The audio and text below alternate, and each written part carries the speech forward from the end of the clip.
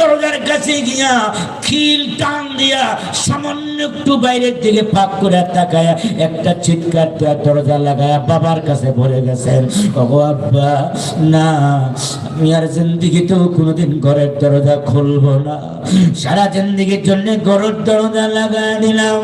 আব্বা গো, এমন একজন ভয়ঙ্কর বিশ্রী চেহারার মানুষ আমাদের ঘরের দরজার বাইরে দাঁড়ায় রয়েছে। ও আব্বা, এমন ভয়ঙ্কর আকৃতির মানুষ আমি ফাতেমা জিন্দিগিতে কোনোদিন দেখি নাই। পুরা শরীর কালো কাপড় দিয়া ঢাকা। ও আব্বা, চেহারাটা, চোখ দুটা মনে হয় আগুনের পাহাড়, শরীরের প্রতিটা পশমের গোড়া দিয়ে আগুনের ফুলকি বের হইতেছে। ওগো আব্বা, তার পা জমিনে লেগে গেছে, মাথা আসমানে গিয়া ঠেকে গেছে।